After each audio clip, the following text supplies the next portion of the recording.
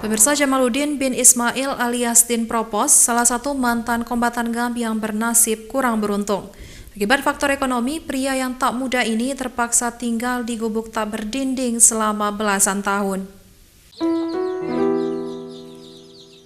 Beginilah kondisi rumah milik Jamaluddin alias Din Propos yang tinggal bersama istri dan seorang keponakannya yang masih duduk di bangku sekolah dasar. Mereka telah menempati gubuk yang tak berdinding ini sejak 18 tahun silam.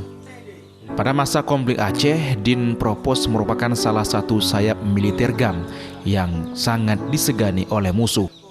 Namun setelah perdamaian Aceh, Din Propos kembali menjadi masyarakat biasa.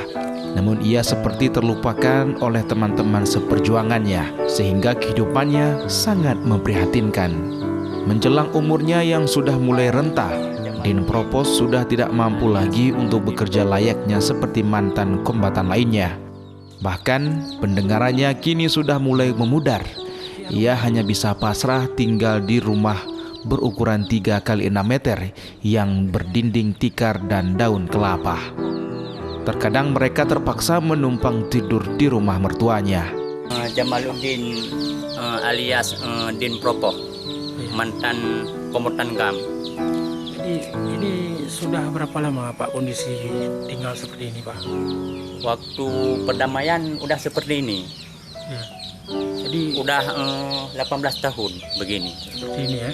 Jadi sejauh ini apakah ada bantuan dari pemerintah? Tidak ada bantuan. Setidaknya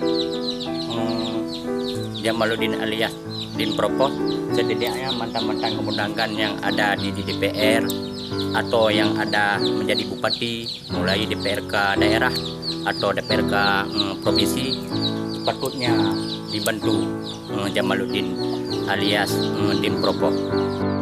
Menurut Samsul Bahari, kondisi Din Propos dan keluarga sangat memprihatinkan.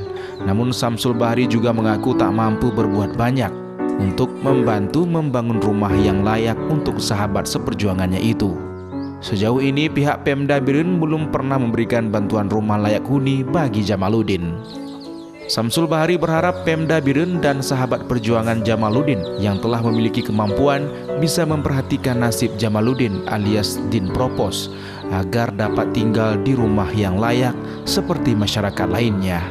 Dari Kabupaten Biren, Musriadi, iNews melaporkan.